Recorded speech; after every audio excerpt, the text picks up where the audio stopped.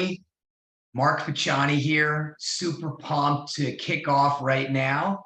And episode number 1, Forge Your Path podcast. This is something I've been thinking about for a long time and just can't wait to get this going here today. So, what's the point of the Forge Your Path podcast? The whole idea is to give you inspiration, motivation, and strategy to help you achieve your breakthroughs. And whether that is a student athlete who is trying to achieve high performance in their chosen sport, whether it's a parent who's trying to live that inspired great life that they're seeking, or it's that business professional who's out there, who's doing well, but just feels as though there's that next level out there.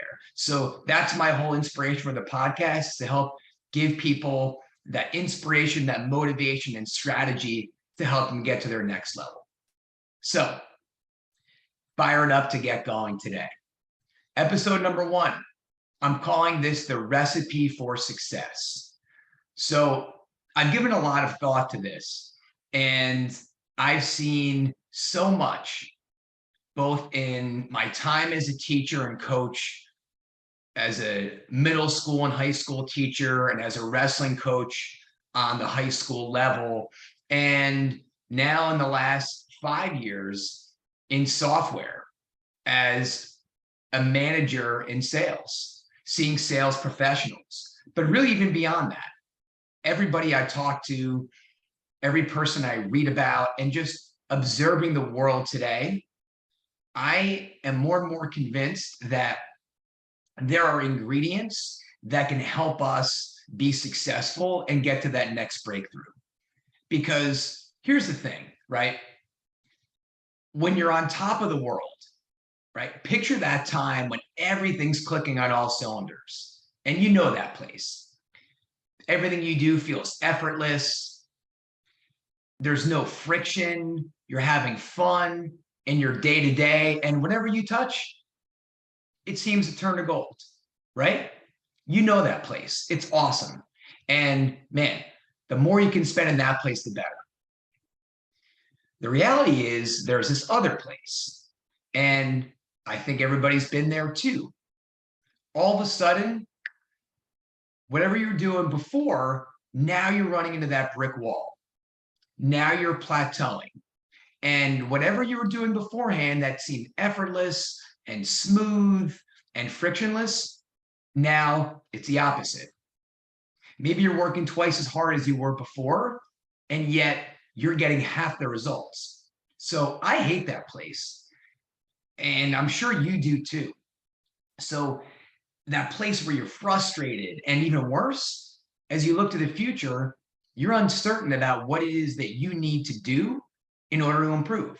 So what I want to do is I want to share what I call the recipe for success, those 3 ingredients that I think are key if you not only want to get past that current obstacle or hurdle that's in your path right now, but actually break through to the next level and separate yourself from your competition, whether that's on the athletic field, whether that's in a business arena, or some other domain of life. So let's jump in.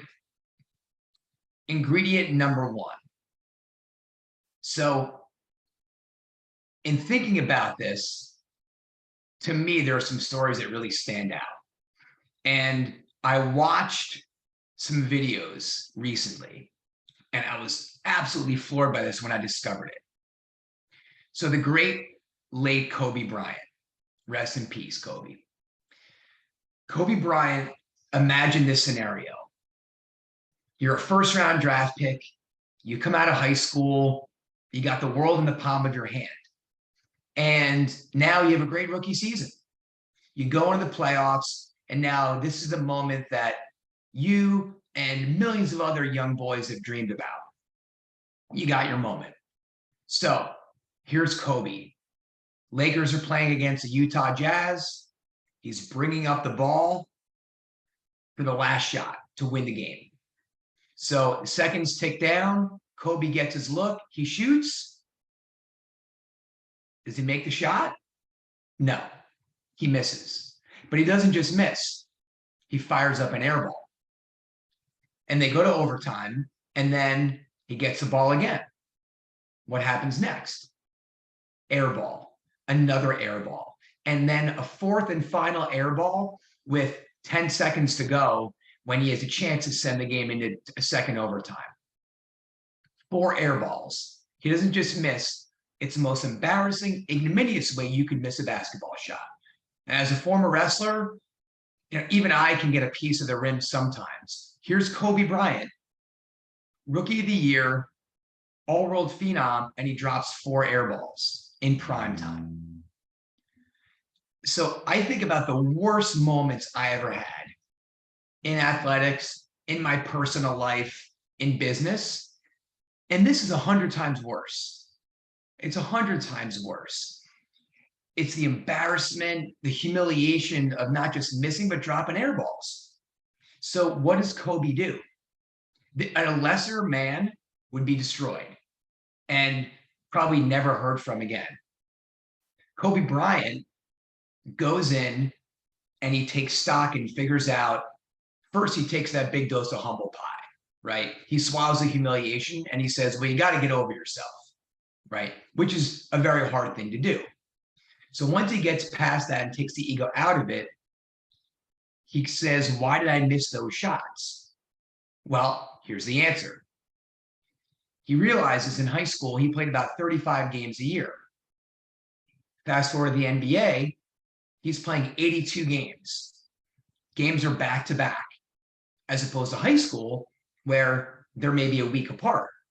So he says, I trained for a 35-game season, and we're playing 82 games plus playoffs.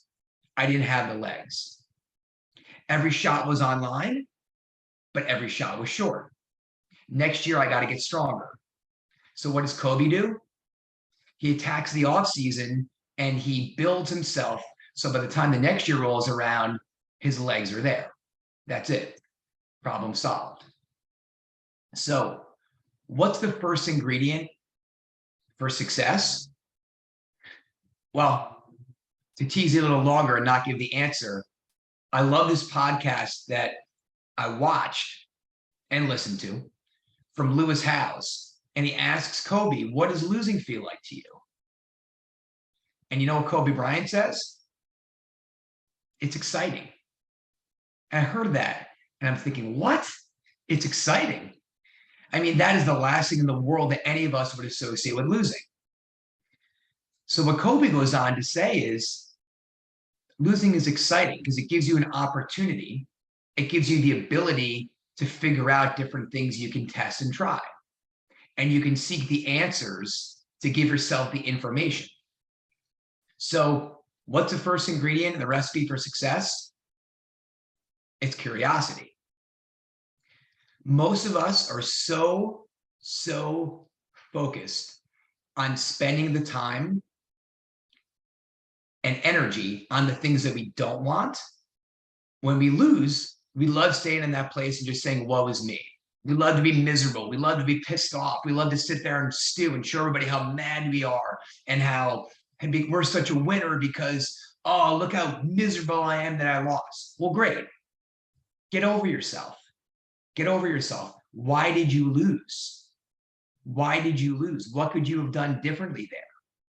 I think back of high school wrestling matches I had and college wrestling matches where I'd have a bad loss. I was pissed off for a few days. Did I ask myself the question of what I needed to do? Probably not. So when we get fanatical about that question, why specifically did I lose and what do I need to do to get better? To me, that is the first ingredient. It's that curiosity, that willingness to ask the question and to have the courage to face the shortcomings and to seek out the answers. So that's number one, curiosity. Ingredient number two. So I want to pull in an opportunity to talk about another famous athlete, Sydney McLaughlin. If anybody has watched her run in the last year, 2 years, even 6 years, since going back to 2016 when she ran in Rio. There's no doubt that she's an incredible talent. So growing up here in New Jersey, obviously I got to hear a lot about Sydney McLaughlin, product of Union Catholic High School, half an hour from where I live. And so opportunity after opportunity, I got a chance to hear about her greatness. Even got a chance to see her run. Unbelievable. So Sydney McLaughlin, most recently, shattered her own world record by 0.8 of a second in the 400-meter hurdles. She's the first to go under 52 seconds. And then in the World Championships, she runs a 50.8. So how does she do that? How does she do that? How does a person who's that good continue to get better? Is Sydney McLaughlin a hard worker? Of course. Is Sydney McLaughlin an incredible talent? Yeah, you better believe she's an incredible talent. But to me, that alone does not get you the breakthrough. There are plenty of talented people out there. There are plenty of hard workers. But the key that I believe has taken Sydney McLaughlin to the next level as a runner is ingredient number 2, and that's flexibility. So what you may not know about Sydney McLaughlin are some of the changes that she's been willing to make in the last several years. Number 1, she changed her coaches 4 times in the last 5 years. She's made a shift because even though she might really respect the hell out of that coach that she's working with, she sees the opportunity to learn something different and better. So that requires incredible flexibility and courage to make that change. The ability to see there might be another path for your improvement. Sydney McLaughlin also changed her environment. Again, grew up in New Jersey, went to University of Kentucky for 1 year, and then she takes herself to an entirely new environment, moves to Los Angeles at the age of 19. And in doing so, she puts herself in a spot where she knows she's got the ability to focus on the task at hand, away from her former environment where she felt as though she'd hit a wall. Flexibility. Last piece, she changed her technique. Now, when I think about sports, when I think about business, the way we do things, our routines, are some of the hardest things for us to be able to adapt. Sydney McLaughlin changed her running stride. I mean, that's like you and I trying to change the way we breathe. A running stride for a runner is everything. It's almost something that's unconscious. Well, she changed her stride working with her most recent coach, Bob Kersey.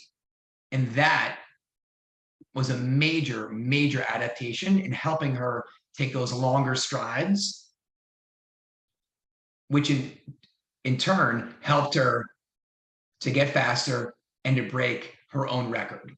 So someone like Sydney McLaughlin makes those changes and gets to new heights.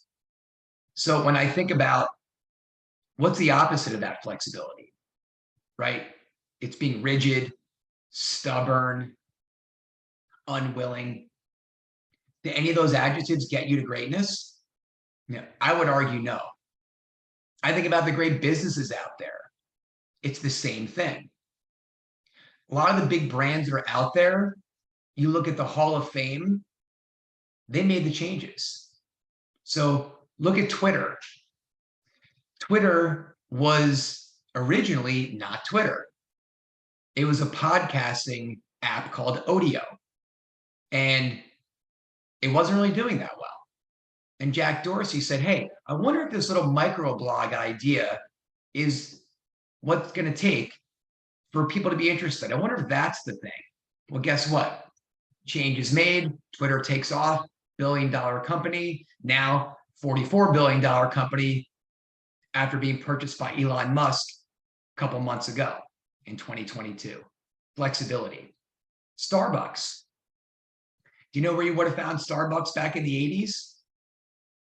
Yeah, you would have found it on the grocery store shelf at the old AMP, who's no longer in business, next to Folgers and 8 o'clock coffee and chock full of nuts and all those old brands.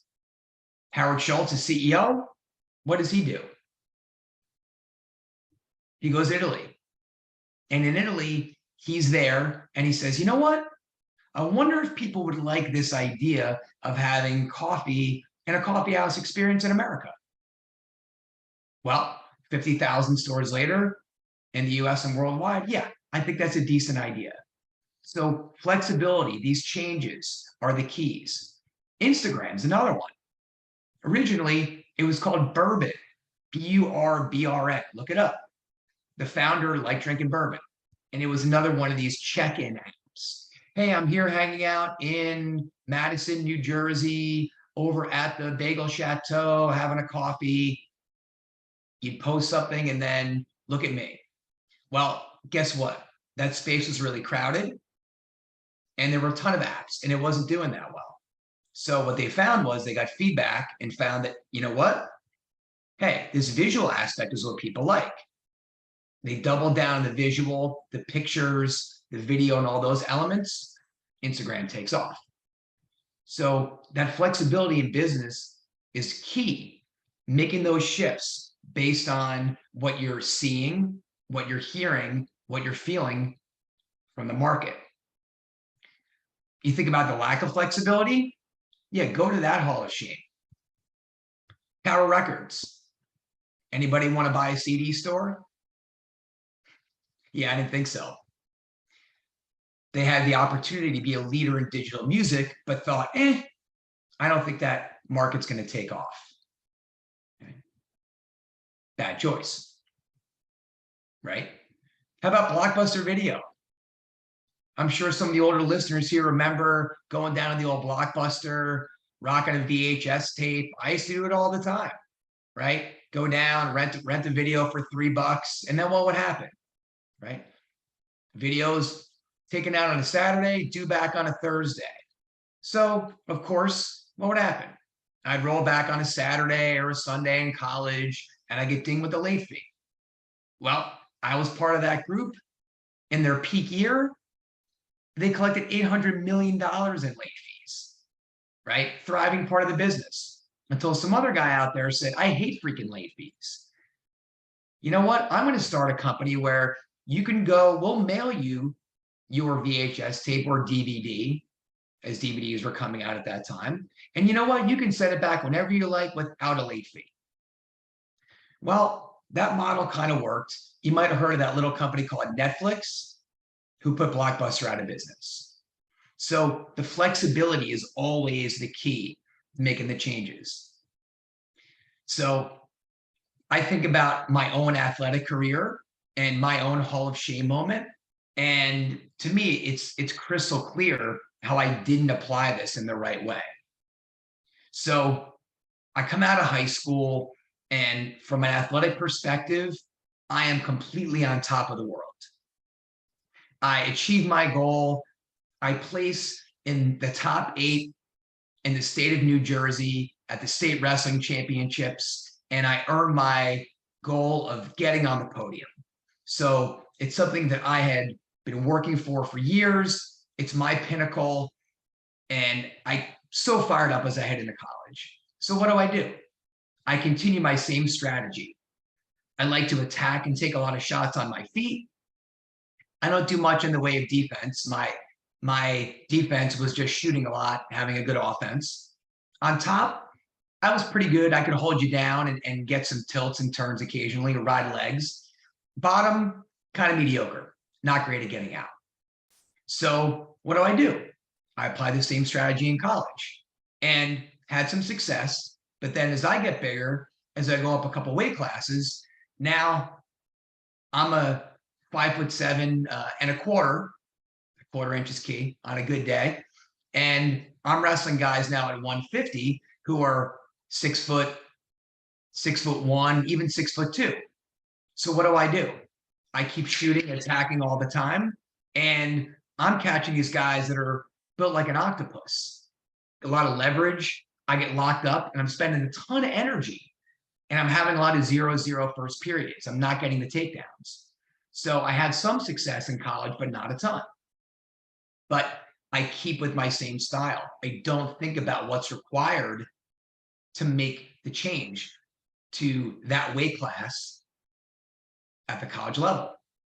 So now, last tournament of my college career, after a couple of years of middling performance and mediocrity, I go to the New England tournament and I'm wrestling pretty well. And I find myself in the third period down 6-2 against an opponent who's beaten me twice. Yep, you guessed it, another one of those 6'1" opponents. And what do? Of course, I do the same thing that I always do. I attack on my feet. So I come out hard charging, get my takedown for 2 points, and I let my opponent go to give him a point for an escape. I take him down a second time, and I let him go again. And with 21 seconds to go, I take him down that third time, and I tie the match. So my strategy is working. But instead of just holding that opponent down and going to overtime, what do? I let my opponent go, and now I'm trailing by 1. So I take a quick, hasty shot, and with his height, he gets just enough leverage to get into a defensive position. I'm fighting like hell to try to get that winning takedown, but he does just enough to hold me off, and I lose by 1. So I take 4th place in the tournament.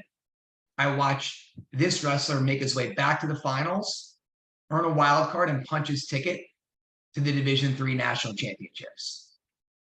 So my lack of flexibility was on center stage, and I spent years of college just doing the same thing over and over again, not questioning that I should change why I'm struggling or having the flexibility to change a strategy. And to me, that was a painful lesson, but fortunately, the silver lining there was it made me a much better coach when I had the opportunity to be a high school wrestling coach for 15 years because I saw the folly in my own struggle. But man, was that a painful lesson. Lack of flexibility. So let's go to ingredient number 3.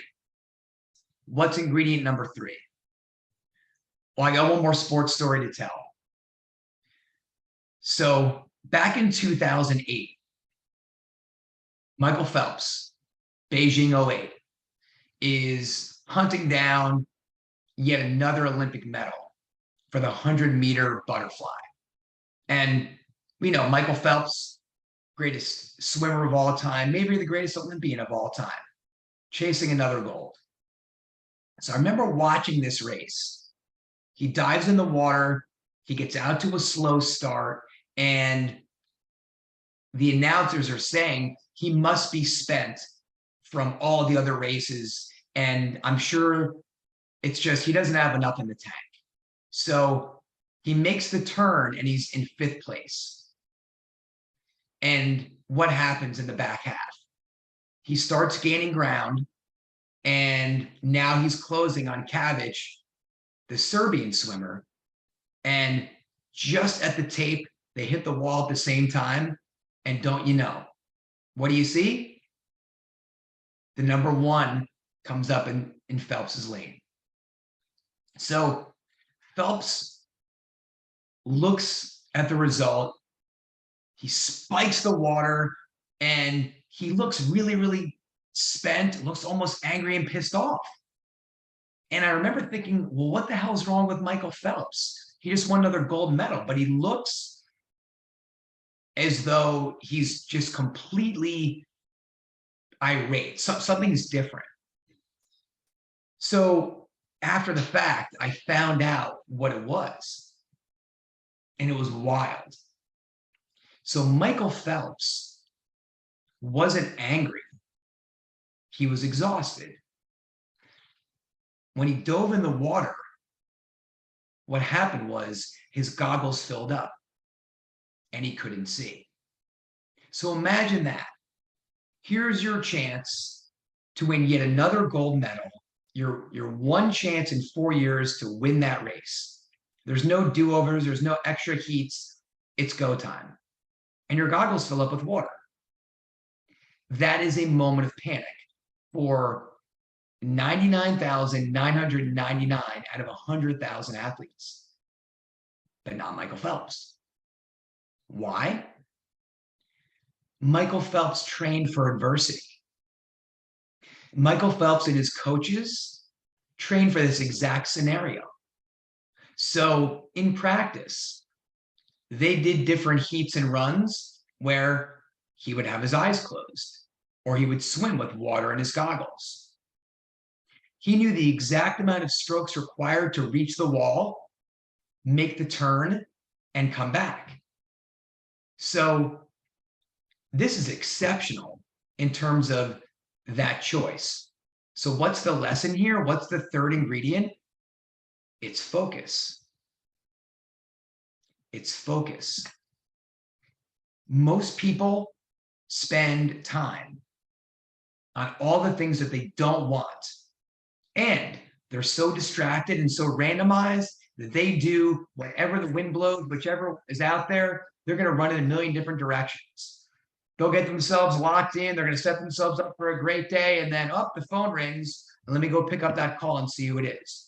And they get back in for 6 minutes. And then, quick, there's a little notification. Let me see what happened. Oh, there's someone who would like to comment on LinkedIn. Then they work for another 12 minutes. And then, they get another post on social media.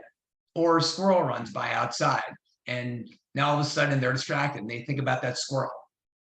The winners spend the maximum energy, effort, and time on the areas that are going to bring them the greatest results. I know during my time as a coach, it was so crystal clear in both attitude and action, the difference between the herd and the elite. So I don't know how many times I could see just in the first 60 seconds when somebody walked in, I'd say, hello, what's up, coach? I could tell based on what they were talking about, based on how they went about putting their shoes and knee pads on, how they conducted their warm-up, they might have spent 15, 20 minutes and they were just kind of either passing the time or were just going to be they might have been there physically, but they were not there mentally. They were just going to go through the motions and give a 60% effort. Whereas the high-performing wrestlers on my team, they're probably going to be in a great mood when they come in, and then they're going to say, hey, they're going to put on their shoes with purpose, and they're going to get right to work. During warm-ups, they had that look in their eye that they knew why they were there, and when they started getting into drills and repetitions, they were on it. And in actions, the average person, they'd do a repetition or two, they'd go get a drink, they might tie their shoes again. Whereas the great wrestler, man, they were getting the most out of every single drill. If there was an opportunity and they were supposed to hit 5 double leg takedowns, they might hit 8. And they couldn't wait to get up and get another repetition in. So the average person is just going to give that medium level focus. They're going to kind of get pulled into whichever way the wind blows at that moment. The high performers are going to execute. It's the same thing in sales. The outstanding performers that I see, they are completely locked in on the methodologies and the time spent in the areas of greatest return. Whereas the average performer is going to think about all the things that they don't want. They're going to be focused on the landscaper doing work right outside their window and the noise level that's making them unsuccessful, or that they're still getting over a cold. And when I ask them, what's your strategy? What's going to get you to win today? You can tell based on that lack of clarity that they just don't know the answer. So the question I think that we need to be asking ourselves is, what is the best use of my time, effort, and energy today, this week, this month, this season or quarter that's going to get me the greatest return.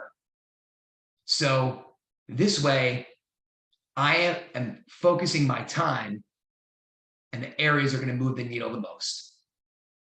Time's our most precious resource. We only get the same amount each day. And the elite have that ability to know, yes, they've asked themselves the questions of where they're struggling and how they need to get better. That's a curiosity. They've got the flexibility to adapt when needed based on what they're hearing, what they're seeing, and what they're feeling. And then number 3, they've got that focus. They're going to make sure that they are focused on what exactly they want, and they're spending their most time, energy, effort focused on the activities that are going to get them there. That is what the elite do. So you've got my recipe for success. Now it's up to you. How can you take those questions you can ask yourself and apply them in your daily life to move the needle forward for you? Hope you enjoyed this little podcast today and those 3 ingredients on that recipe for success. And we'll see you next time. Thanks. Thank you for listening to this episode. If you enjoyed it, please share it on social media. Also, if you're interested in learning more about my coaching programs, please see the show notes for the link to my website. Thanks again, and I'll see you next time.